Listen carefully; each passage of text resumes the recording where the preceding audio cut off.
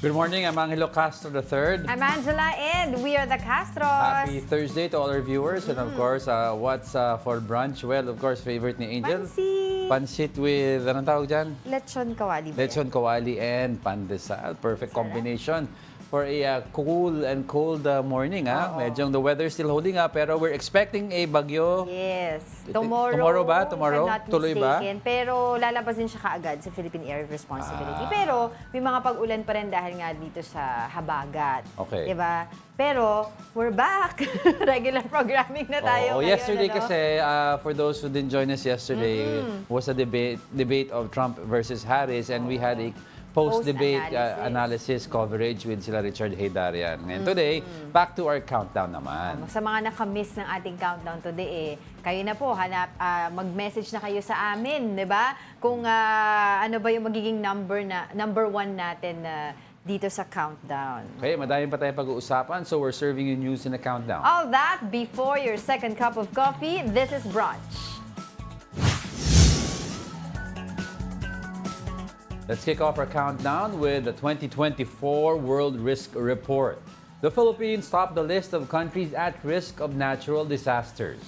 According to the study, the country has a score of 46.71, which is very high. The report cited at least 22 tropical cyclones during the COVID-19 pandemic period. During that time, psychosocial and economic stress of Filipinos intensified. This is the third consecutive year that the Philippines registered the highest world risk index. So yun, so based sa report, this was taken during the pandemic. And then as you were mentioning kanina, Angel, na di ba ano yung mga categories of determining yung world risk? There is susceptibility, di ba? Adaptability, di ba? Kaya nga sinasabi rin ni DOST Secretary Nato Solidum, kahit no matter how we improve yung ating mga warning system, kung may mga tao pa rin na tumitira sa mga flood-prone areas, ay mahirap pa rin, di ba? Mahirap pa rin yun na maayos. Tapos halimbawa naman yung sa mga earthquake, di ba? Kailangan naman din ma-strengthen yung mga buildings. Tsaka you have to remember we also belong to the Pacific Ring of Fire, di ba? So which is connected to Japan and several other Asian countries that will be prone to even minor earthquakes. So we've had in the recent 10 years of volcanic eruptions of several volcanoes, Kanlaon, Mayon, Taal, and then we have over 20 to 22 storm typhoons a year. Then we have drought, we have El Nino, extreme heat temperatures, diba? Archipelagic tayo in nature. Exactly. So it's really going to be hard to manage disasters, but ika nga sabi nila, if you have a good plan naman, you can at least lessen the impact of disaster sa atin. Hirap kasi talaga. So yun, Kaya nga, susceptibility is meaning... Hindi ko masyado... susceptibility means yung how susceptible or how open you are to disasters. Yes. Adaptability is how quick can we respond, how quick can we develop measures to counteract these disasters. Kasi ang hirap talaga, actually kasama nga din daw sa sinasabi, di ba dito dun sa report, ay yung nung last year din, yung sa may pandemic din natin. Yes. Dahil di ba, during the pandemic, so we're all experiencing pandemic. Tapos, 20 bagyo pa in a year na meron din tayo. Tapos naalala mo during the pandemic ng 2020, meron tayong bagyo na napakalakas. December ba yun? Nagbagsakan yung puno doon. I remember that. Nagbagsakan yung puno. Kaya nakasama din doon aside doon sa mga nabanggit mo kanina na mga influencing factors, ay of course yung mental health din. Kasi napakaraming mga disaster na kumbaga na-experience ng Pilipinas at nakasama na rin yung problema sa yung mental health natin dahil syempre nakaka-depress din yun di ba? At nakaka-stress. Kaya bang gagawin natin? Anyway, before we move on, one comment lang sa viewer from sa Saori Kimura, the real high risk daw is a corrupt politician. Pwede rin. Kasi kung walang corrupt politician, edi perfect na sana ang disaster plan natin. Okay, let's continue with our countdown. Ranking 9th is the Commission on Elections, or Comelec. They actually postponed the filing of Certificate of Candidacy for the Bangsamoro parliamentary elections. This is after the Supreme Court declared that Sulu is not part of the Bangsamoro Autonomous Region in Muslim Mindanao o BARM. Instead of October 1 to 8, the filing of COC in BARM will now take place from November 4 to 9. Comelec Chairman George Garcia ensured the new schedule of filing of COC will not delay the elections in BARM come May. Ang sinasabi lang naman po ng ating kataas-taasang hukuman ay hindi kasama ang Sulu and therefore maaari maapektuhan yung Bangsamoro parliamentary election. Pwede na namin pasimulan kaagad ang printing ng national and local elections ballots and then ihuhuli na lang ng konti yung balota ng Bangsamoro. Sabi nga nung mga delayed lang naman. Delayed, Oo. pero sabi nga nung mga stakeholders, kasi yung desisyon na yan, syempre, kaakibat niyan yung paghihiwalay ng Korte Suprema sa Sulu, Yeah. hindi kasama sa BARM. Yung mga stakeholders are actually, sabi nila, we respect yung desisyon ng Supreme Court. Supreme Court na yan di ba? But still, sabi nila, syempre, nalulungkot sila at they also, kumbaga, iniisip din nila yung danger nung possibility of danger nga nung ganitong desisyon dahil ihiwalay nga yung Sulu. For context lang, ang Sulu kasi is the birthplace ng MNLF na ang alam naman natin dito sa BARM, yung sa Bangsamoro Organic Law, yung kumakatawan yan is yung sa MILF, di ba? Ang may seat of the table dyan ay MILF. O kaya nga, so you cannot include the MNLF with the MILF. Kaya siguro hiniwalay ng Korte Suprema. Oo. Diba? Hindi pwedeng ipagsama yan. Anyway, napansin ko si Chairman George, papayat ng papayat. Nasa stress ba si Chairman sa elections? Alright, from one commission, let's go to another commission.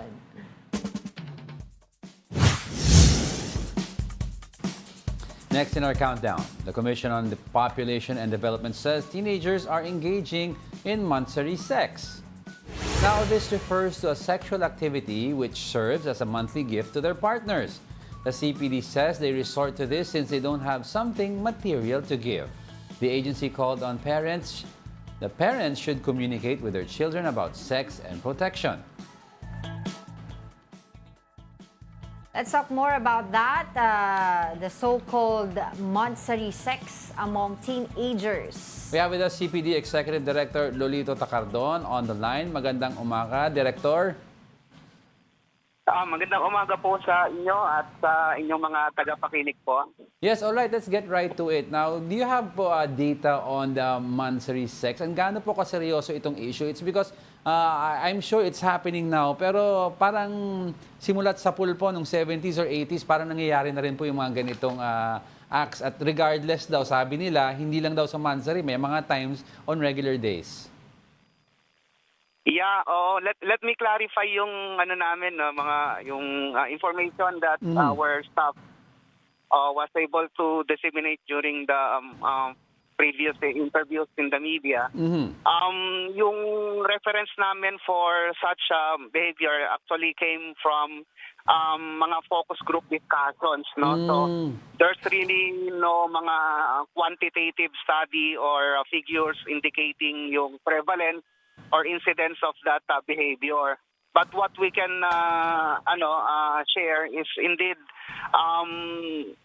sometimes sa mga sexual behavior of young people, because of now being becoming more liberated, one of the parang tinitignan natin is the expression of love via sex, at nangyayari yung mga ganong behavior, because sometimes yung mga young people equates yung love nila into sex as a manifestation.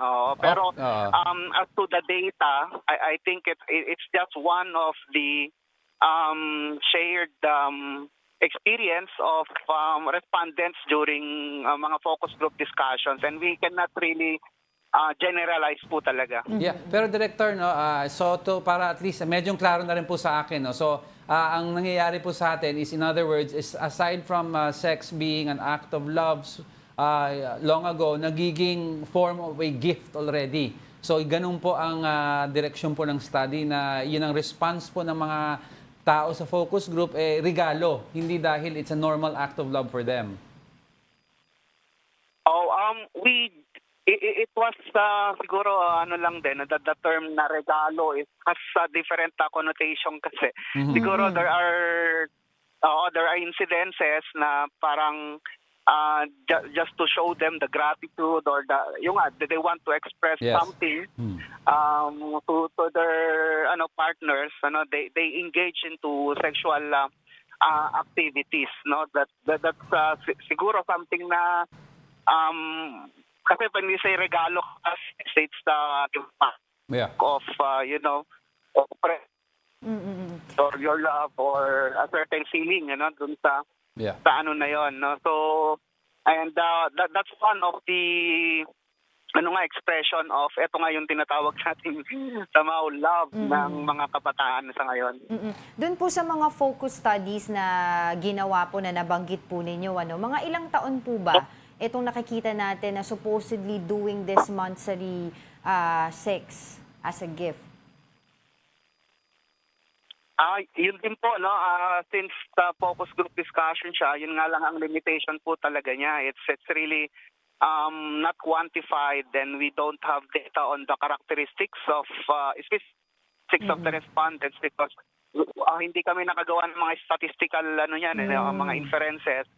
That's why we'd like to qualify and clarify na these are just anecdotal evidences shared by some young people, so we don't really know in terms of the prevalence or incidence of this kind of behavior among young people. Do you think ito po bang itong ongoing na trend na sinasabi nga po monthsary sex ay also contribute or as a contributing factor din po doon sa mga maraming kabataan natin po ngayon na nagkakaroon ng early pregnancy? Definitely po, no? Kasi teenage pregnancy is really a complex issue actually, no? So, maraming mga factors po yan. Isa lang po yung mga behavioral factors. We also have mga institutional and structural factors. But based doon sa mga studies that we so far nagawa na rin namin, and even based doon sa mga further studies of literature na ginawa po natin, talagang there's a changing behavior among young people, and in fact we consider this as a gender issue sa yung ganyang niyan, because sometimes there are instances kasi that they use etong as I mentioned nga yung love as they equate it with the sex that sometimes ni-impose or nire-require ng isang partner to express them if indeed they love them or talagang kung sila, no? So and at the end, lalo na sa mga girls naman, at then the girls just sa kanila, sometimes their lack to refuse and their lack of the skill to negotiate, doon sila nag-give in, no? So lalo na if the relationship is something abusive, or kasi nakita rin natin for example, what we have data to show you is yung civil registry and vital statistics natin, nakita natin that many of the registered live births among those who were born from 10 to 14 na mga kabataan, ang mga tatay noon, no, ang mga tatay ng mga batang yon ay actually older than the mother. So we're looking at a relationship where there's really a tendency na merong abusive relationship, because syempre kung mas matanda ka, meron kang somehow may imbalance in the power in terms of decision making, and then yung mga bata is syempre at the receiving end, so they just succumb to siguro pressure from their partners, including having to perform such a sexual act. So, but of course kailangan talaga ring pag-aralan din yan to see yung magnitude and prevalence of this kind of behaviors. Yes, the Director, you mentioned about yung behaviors, shift in behaviors of both the male and the female partner alike. do you see also yung impact ng social media and the access of these children to social media? Siyempre, nakalink din tayo sa mga Western countries. So, do you think na may epekto to sa atin? And should we be stricter? Should the government be stricter about children using social media? Yes, definitely meron siyang impact, both positive and negative actually, no? Because ang function of social media is in terms of access to relevant information eh. So since mas na-open, hindi lang social media but other online platforms Right. actually, mas naging open yung yung information highway for young people to access. And the problem is there's a lack of guidance in terms of processing this information. And the ones na expected to help them sana are the parents and the teachers. But because of lack of parental guidance, perhaps, medyo medyo nakukulangan yung pag-process ng bata ng information. And of course, within the dynamics of an adolescent na nakikita natin, nagseset siya ng identity, nagkakaroon siya mga changes Right. sa kanyang bodily structure. Alright, with that, maraming salamat. Nagko-complicate. Ay, go ahead po. Kaya, yun lang, it's really a complicated, talaga dun sa the dynamics and emotion nung dun sa bata because adolescence really is where may mga confusion na nangyayari. So, na-assimilate lahat yun. It's really a complex phenomenon at the young people, yung sexual, behaviors. Alright, maraming salamat po sa inyong oras. That was CPD Executive Director Lolito Tacardon. Yun.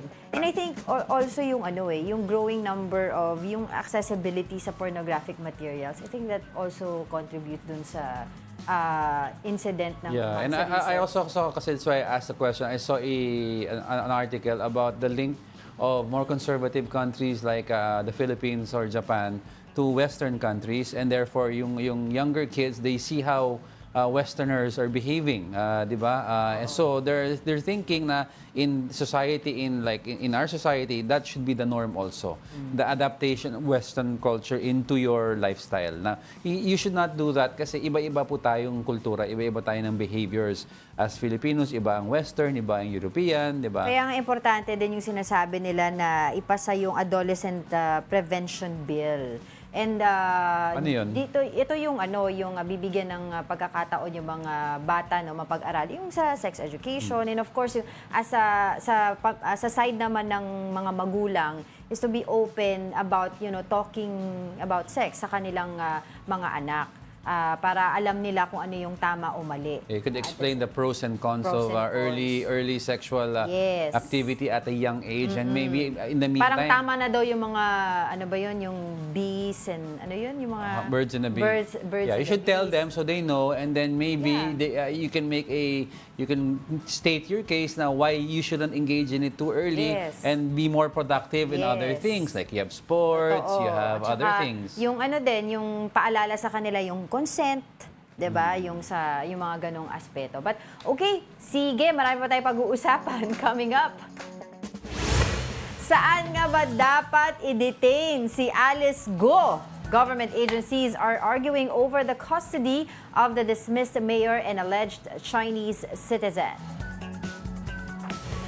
And more alleged victims of Apollo Quiboloy have come out saying the pastor abused them. Ano pala dapat Where should Alice go? Sabi kasi ni... Uy, joke. Makinig ka kasi. Narinig ko. Where should Alice go? Ito naman, no? Ano yung sabi mo? Ano, bilis. Natawa lang ako. Kailangan matawa ka kasi joke ko yun eh. Okay, sige na. Umalis na nga tayo bago ako mapikon. We are just getting started, mga kapatid. More of our top 10 news when Brunch returns. Keep it here on One News.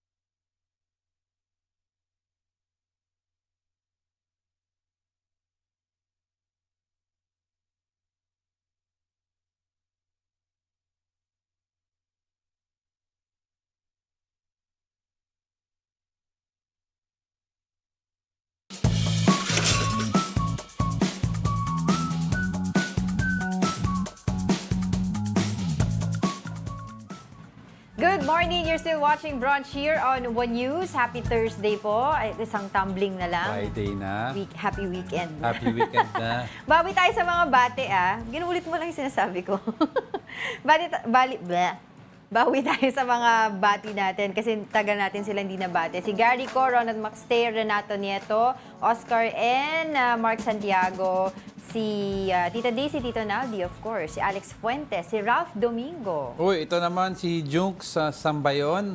Morning po, I'm watching here in Coronadal. Wow, layo. Sokot, wow, thank you po. Gabby Romero, good morning, power couple daw. Nax. Sino pa? Si Mina Benales. Si diba? Paul, Mina Viñales, ito si Paul Adrian Samarita watching daw from Tabi-Tabi. Gary Field, don't forget. Si Tita Esther Abaya. Si kumparing James Patrick Cancho, good morning daw. And si Merabad, good morning. And of course, happy birthday kay Mio. Oh, birthday ni Mio. Happy nagulat birthday. ka pa. Birthday ng anak natin, nagulat. Alright, madami pang uusapan. Let's go! Nag-iinit sa 7th spot. Hundreds of residents near Kanlaon volcano have started evacuating from their homes.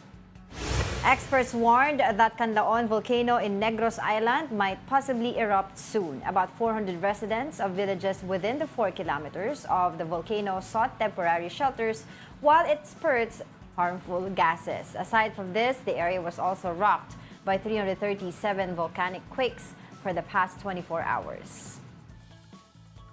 Nakataba yung ano natin dyan, local government units. O Yan ang binabanggit ko kanina na sa very active yung volcano belt natin. Yes. Mayon, Taal, Yab Kanlaon, di ba? So we're keeping an eye down on other, I see Director Bacolco, remember saying that there are other volcanoes that they're looking at that could possibly erupt, pero under mini-monitor pa lang nila. Yeah. So, importante yan, yung preemptive evacuations na gawin doon sa mga residente nearby para kung sakaling pumutok nga, ay walang, di ba, maiwasan natin magkaroon ng mga casualty. Yeah. And hopefully, we can talk to someone from the government there, local government sa Kanlaon, para makamusta din natin yung mga kababayan natin dyan. But for the meantime, let's continue with our countdown.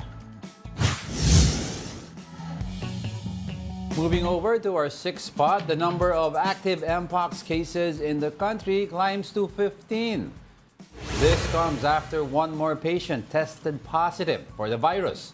Of the 15 cases, 11 are from Metro Manila, 3 in Calabarzon, and 1 in Cagayan Valley. Now, all of them tested positive for Clade 2, which is a milder form of the Mpox virus. Yung pataas ang pataas. Pero yan kasi, active silang nagtetest. Oo. Active sila, ang DOH na nagtetest sa different areas of the Philippines.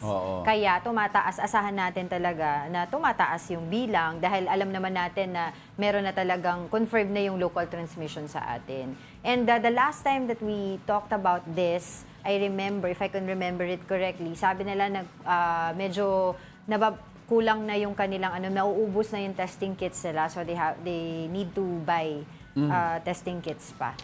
Okay? Pero naman, in the absence of testing kits, there's a way naman to check visually, di ba? That's why ang number one ngayon, yung frontline nila ngayon sa, aside from infectious disease doctors, yung mga derma, because they can check, yung itsura pa lang, alam na nila yan kung Mpox yan or not. That's right. Alright, let's continue with our countdown. Still sizzling at the 5th spot is Vice President Sara Duterte. The Vice President has addressed rumors of impending impeachment case against her. In an interview video released by her office, VP Sara accused ACT Teachers Party List Representative Franz Castro of being at the center of impeachment talks. Castro has categorically denied this claim. VP Sara also refuted reports of misusing any confidential funds. Walang misuse ng confidential funds, walang misuse ng funds ng Department of Education. Kaya ngayon, ay pinipilit nilang gawan ng basihan yung mga sinasabi nila na impeachment sa akin. VP Sara also insisted that her office can still operate without any funding. This as talks of defunding the office of the Vice President surfaced after she clashed with lawmakers in a budget hearing. Handa ako sa Office of the Vice President na magtrabaho kahit walang budget. Maliit lang yung opisina namin, maliit lang yung operations namin, kaya kayang-kaya namin na magtrabaho kahit walang budget. Parang di naman okay din naman ma-defund, not for anything else ang Office of the Vice President. That you have to remember, there are people working. Sabi naman ng there, several mga congressmen tauhan yan. and even si Senator Coco Pimentel that at least they're not for zero budget or yung 1 peso budget, but sabi nila at the very least they will give the Office of the Vice President, the OVP, enough just to perform its mandate. Yun, at least yung sweldo, operating expenses, diba? Pero yung mga redundancy budget na redundant with yung DSWD budget, DOH, parang yun tatanggalin na lang daw, ilalagay na lang sa agency na yun. Importante naman dyan sige, kung di ka attend ng budget deliberation ng, na lang, bare minimum opisina mo, huwag mong kakalimutan dahil ongoing pa rin yung investigasyon dun sa mga supposedly misuse na nangyari ng mga confidential fund sa education department. And of course, we are going to demand accountability on that. But for the meantime, countdown ulit. Coming in at the top 4 with less than 2 months to go before the U.S. election, Kamala Harris and Donald Trump met for the first time on the presidential debate stage. Let's take a look at the recap. U.S. Vice President Kamala Harris and former President Donald Trump faced off in a debate. The two presidential aspirants engaged in a heated exchange from the get-go. As expected, the economy was front and center. I imagine and have actually a plan to build what I call an opportunity economy. Because here's the thing. We know that we have a shortage of homes and housing. And the cost of housing is too expensive for far too many people. Look, we've had a terrible economy because inflation which is really known as a country buster. It breaks up countries. We have inflation like very few people have ever seen before, probably the worst in our nation's history. They also sparred on abortion. Harris is an advocate of reproductive rights, while Trump took credit for overturning the federal protection for abortion rights. For 52 years, they've been trying to get Roe v. Wade into the states. And through the genius and heart and strength of 6 Supreme Court justices, we were able to do that. Now, I believe in the exceptions for rape, incest, and life of the mother. I believe strongly in it. Ronald Reagan did also. The majority of Americans believe in a woman's right to make decisions about her own body, and that is why in every state where this issue has been on the ballot, in red and blue states both, the people of America have voted for freedom. The two candidates also clashed over race and rally sizes. I'm going to invite you to attend one of Donald Trump's rallies because it's a really interesting thing to watch. And what you will also notice is that people start leaving his rallies early out of exhaustion and boredom. And I will tell you, the one thing you will not hear him talk about is you. She said people start leaving. People don't go to her rallies. There's no reason to go. And the people that do go, she's bussing them in and paying them to be there, and then showing them in a different light. It lasted for around 90 minutes. This could be the first and last debate between Harris and Trump before the election on November 5th. Security crimes, economic crimes. Now let's get more insights on that presidential debate from a Filipino-American based in the U.S. We have with us Irene Bueno, founding partner of government relations firm NVG, is joining us live via Zoom. Good morning. Good morning and good evening here in Washington, D.C. Yes, Thanks for joining us. Thank you very much for joining us. Now, first off, what is your reaction to the debate? Who do you think pulled this off? Well, it's no secret I'm wearing blue. I'm a Democrat and I'm a strong supporter of the Vice President. I think she did an excellent job. We can just go through all the different things that she accomplished. I think the important thing she needed to do is to introduce herself to the country. While she's been vice president for almost 4 years, some people don't really know her yet. So I think she had a chance to do that. At the same time, she had a chance to show that she has a temperament and also the knowledge and experience to be President of the United States starting in January. She also is able to talk about what she will do for this country, not talk about what's in it for her. She will have policy plans that she can put in place on day one. And at the same time, she can also go toe-to-toe with former President Trump, which shows her strength and her confidence. But what do you think were the strongest points of Harris from the recent debate? Yes. Well, just when you went through those clips, there are just so many of them. I thought I found one that I wanted to talk about, but there really, truly was so many of them. Of course, the one that I think it started her really being strong was talking about reproductive rights, which is something that is so important to her and personal to her. And as a mother of a 21-year-old daughter, I can't believe that my daughter has less rights over her body than I do at this time. So I think that is something that she talked about very strongly, very passionately, and made a very convincing argument. So I think that was one of her strongest points. But as I said, there were so many to talk about. Now, Irene, this election is touted to be one of the closest in U.S. history. And we're talking about several key states, one of which is Pennsylvania. Now, do you think the Vice President addressed some of the issues that people from the state are wanting to hear in order to move that needle for a Democratic victory? Yes, well, I don't live in Pennsylvania, but my daughter actually lives in Philadelphia and goes to college there. It's a big, diverse state. One of the points that she did talk about is about fracking, and she addressed that issue, I think, head on, that she does support fracking, which is important to the western part of Pennsylvania. But, you know, Pennsylvania has different parts, kind of more rural parts, but they also have Philadelphia, which is a big city that has issues. And she talked about things about that they care about, like home ownership. It's difficult to find homes. There's very low inventory. So she has a plan to address giving people help to get that down payment. For all the many students at the many colleges in Philadelphia, she supports having plans to help students afford education. So I think she did address the many issues that are impacting people in states like Pennsylvania.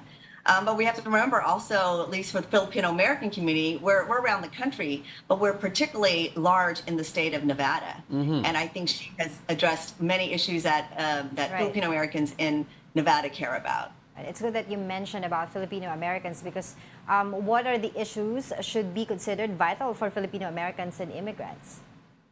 Yeah, and I think Filipino Americans and all Americans care about things like the economy. I think that's why that was the first question that was addressed. And the economy's complicated, but she has a plan that she talks about, that opportunity economy, where she makes sure that people will have opportunities to start small businesses, to go to college, to afford a house, to have help for their children. $6,000 when kids are born, because we know kids are expensive.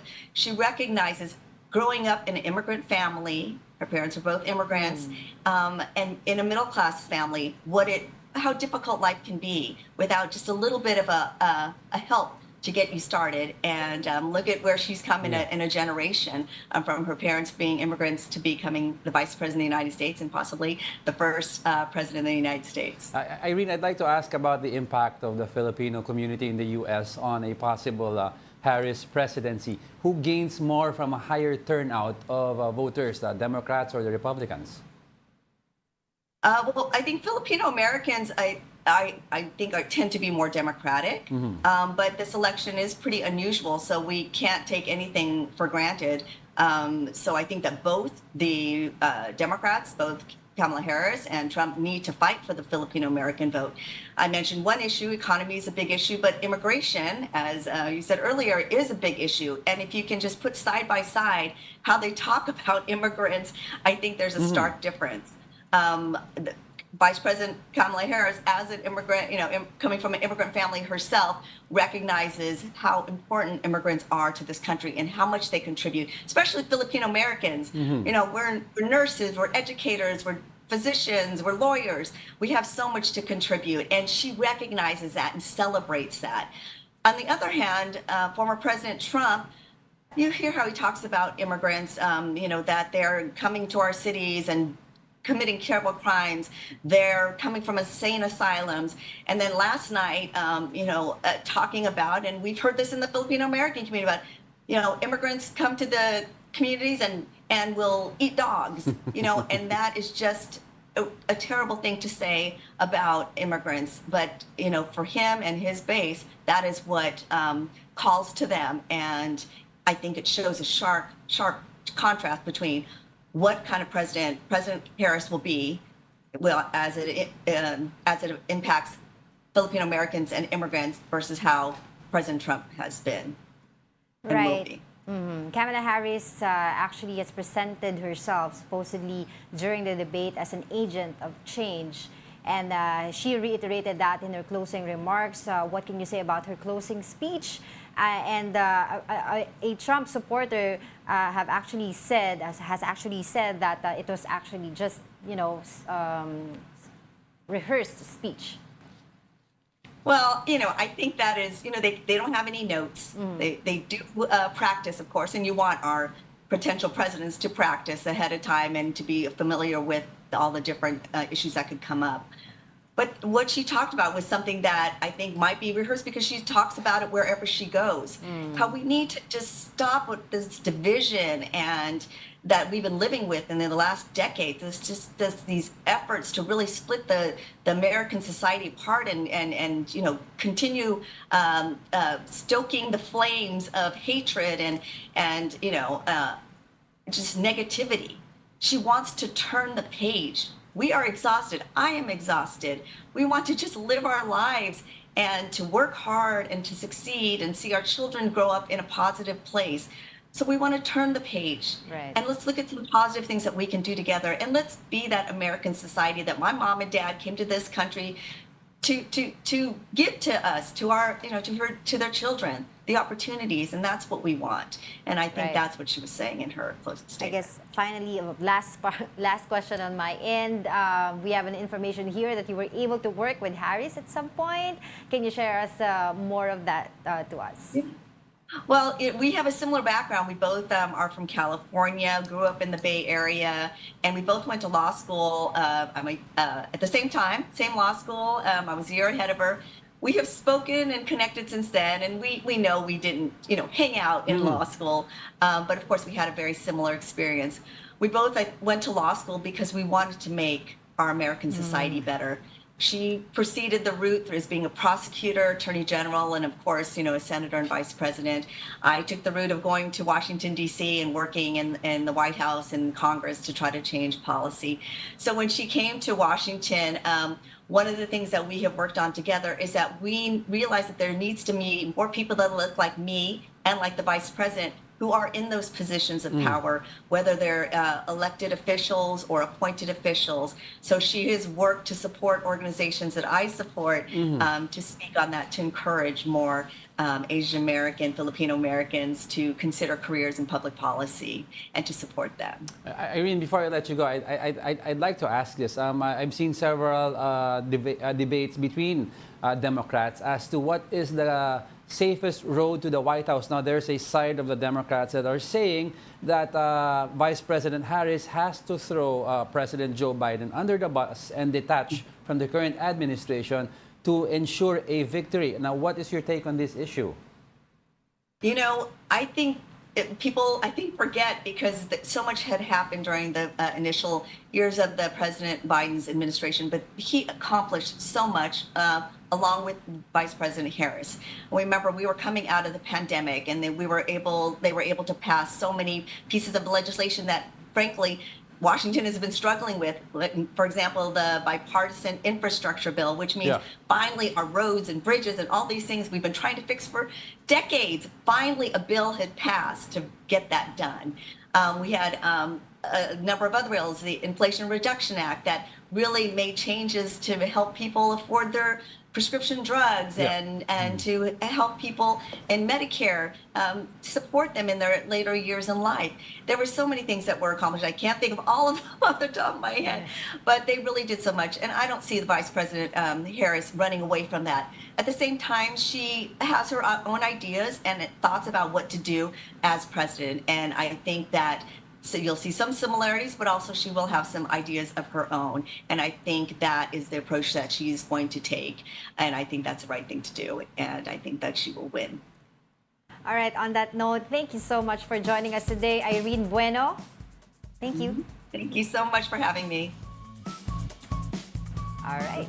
Interesting discussion. We have a lot at stake kasi the Philippine nation with Totoo. regards to the Siyempre, US election this November. Siyempre iniisip nila, di ba, what could the Harris presidency mean? Or a Trump presidency. Or a Harris Trump presidency mean for the Philippines. Yan ang big concern, siyempre, ng mga Pilipino. It would be nice to have a Republican naman. Let's see their thoughts.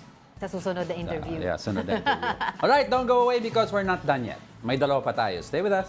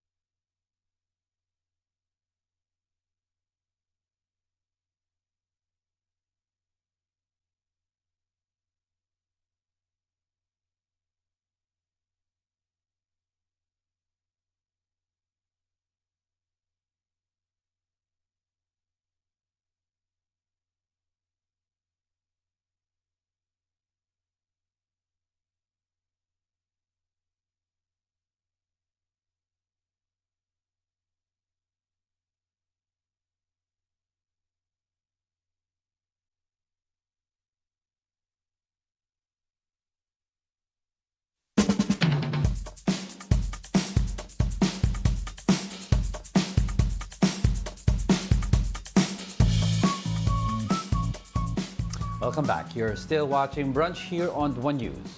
Let's move forward now to our countdown.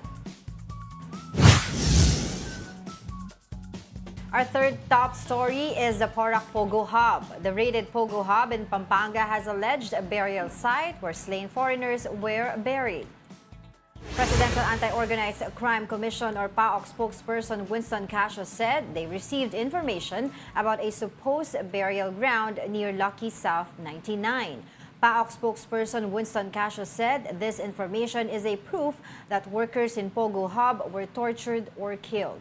PAOK will apply for a search warrant within the week so they can validate reports of the supposed burial grounds. Ngayon, if proven... Hindi na ako magtataka pa. Hindi, pero if proven may burial grounds nga, once they check it, you own, Panibagong supposedly kaso ikaw na may-ari ng lupa, di ba, ni Alice Guo. So hindi niya alam na may naglilibing sa tabi pa ng City Hall? Hindi na nga daw siya nung Asan ba to? Sa Porac ba nung to? ano Bamban? daw siya sa, Hindi. Porac. Porac, Pampanga. Porac to. Porac naman to. Yan yung unang Pero they're raid linked to na that, eh. ginawa na alala mo, yung ni-raid tapos nag-stop sila because pinigilan ng court. Ng judge. Oo, Yung warrant nila. yan. Oo. So they have information nga daw na may mga Grabe, burial site dyan. Sabi ko nga kanina sa'yo, hindi na ako magugulat kasi nakita naman natin, di ba, may mga videos na nag-surface simula nung na-raid yan. Yung may mga tinotorture, tapos may torture chamber, di ba? Tapos meron tayo minsan na nababalitaan, di ba, na mga missing person, baka mamaya nandiyan pala yun, hindi natin alam. Pero sana makakuha sila talaga ng warrant so they can excavate and makita nila kung totoo nga itong allegations na ito. Pero grabe ha, you have an incinerator, you have a hospital, you have a burial grounds within your Porac community. Parang it's very cultish already ang dating nitong community na to, di ba? At walang alam yung government May torture officials chamber na ka ganyan pa. yung itsura nung, di ba, nung hub. Tapos, yung mga nag-i-enforce pa ng batas sa illegal pogo sa loob, most of them daw, naka-uniform ng Chinese ng PLA. People's Liberation Army, di ba? With the red star and all. We have to validate kung Parang is this, everyday, namimeke ba sila with the uniform or may link ba talaga to sa Chinese Army? Oo, tsaka everyday we uncover, 'di ba? Different new issues, different issues dito sa hub na to at somehow nako-connect ito dun sa mga several personalities na naririnig natin ang mga pangalan. Well, sabi nga ng PAOK ni Winston, this is just a tip of the iceberg. Exactly. As we are getting to file cases against those involved, kay Cassandra Ong, Sheila, and kay Wesley, kay Alice, makikita natin little by little. Ano ba sila? Mga ugat lang ba ito? Or meron pang bigger fish? Kaya nga sabi ko nga, di ba, I remember when we were interviewing Yusek ng DOJ dito si Nicholas T. I forgot to ask him kung ano yung ginagawa naman ng DOJ when it comes to running after the father. Kasi parang based dun sa mga kwento kung pagbabasihan natin yung kwento na mga nire-release na mga statements din nila sa Senate hearing nitong nila, yung mga resource person, yung tatay yung parang kumukumpas. Diba? So, maigi siguro makakuha tayo ng impormasyon mula mismo dun sa tatay. Pero hindi din natin alam, diba? Alright, sige. I think karugtong to nung top 3 natin, itong top 2 mo, Diego. Alright, let's move on. On our second spot, the Justice Department wants Alice Guo to be placed under the custody of the Immigration Bureau. DOJ Secretary Boying Rimulya explained that Guo is considered an illegal alien due to her fake passport. With this, she could face a deportation case aside from graft charges. Trying to become or trying to pass herself off as a Filipino, I think that's a very major violation of law within our country. It's really an immigration matter. According to Rimulya, Guo cannot post bail over violation of immigration law. She is currently being held by the police, but the Senate is also requesting for her custody. Kung meron talagang dapat detain kay Alice Guo, it should be the Bureau of Immigration. Kasi, an immigration case takes precedence over everything. But we also have to take a look at criminal cases. For example, if we can establish a strong link that si Alice Guo is part and partial of the Pogos, and now meron kang burial ground, may incinerator ko, those are parang multiple murders na yun eh. Can we link her to these multiple murders? So may murder case ka. That should be over and above an immigration kasi loss of life ang nangyari. Pero kasi ngayon, as of now, ang arrest warrant lang na nakapatong sa ulo, di ba, supposedly ni Alice Guo, yung sa Senate and of course yung sa Capas Tarlac. Diba? Kaya yun ang pinag-uusapan nila. And yung ibang mga cases na final sa kanya, we are still waiting for the resolution of the court. Oo. Para alam natin kung ano yung magiging next na galaw. Pero this is a good move on, idea ni Secretary SOJ. It's because this case sa immigration, non-bailable. May fear of bail kasi sa ibang cases na pwedeng temporarily makalabas si Alice Guo. Baka flight risk to eh. Actually nga, di ba, ang naging parang nakita ko, naging strategy nila Go dyan, yung meron siya biglang arrest warrant sa Capas Tarlac, ayaw nila mag-bail. Because supposedly, ayaw niya talaga umattend ng Senate hearing. Pero humingi ng permiso ang Senate, nagbigyan naman sila, kaya naka-attend siya ng Senate hearing. Pero may sinasabi nga si former Senator Ping Lacson na meron siyang from a source, reliable source, na nag-o-offer nga daw ng bribe itong si Alice Guo to someone na worth 1 billion pesos. Diba? Para ayusin daw yung mga kaso niya. Well, she has 28 billion. Dami niyang pera. Ano ba ang 1 billion sa kanya? Maliit. Pero di ba yung assets niya? Yeah, kahit naman naka-freeze yung declared assets that are linked to the Pogos and to her personal account. May mga kabang-kaban niya sa gilid. But alam mo, if she is part of these criminal syndicate operations, itong mga criminal, they don't put all their money in a bank. May cash yan sa vault. Sa vault, no? May mga, yun nga, may mga, Di ba, paano daw, tinanong siya ni Senator Jinggoy at Senator Joel Villanueva, paano siya nagbayad ng mga kwarto? At saka yung mga trip nila, cash daw. Paano binayaran yun sa boat? Cash daw. Kaya nga. Oo. Mahaba-haba pa tong saga na to ni Alice Guo, kaya nga, where should Alice go? Okay. From Alice Guo, punta na tayo sa isa pang mainit na usapin.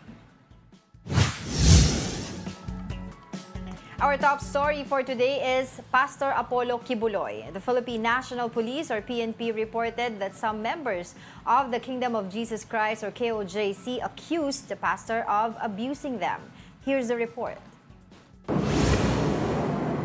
During the intense 2-week manhunt operation in the Kingdom of Jesus Christ compound in Davao City, the Philippine National Police, or PNP, met some of the megachurch's members. They accused their leader, Pastor Apollo Quiboloy, of abusing them. PNP Chief Police General Romel Marbil said that some of the alleged victims were members of the so-called Inner Circle Pastorals. This circle has female minors who were abused by Quiboloy.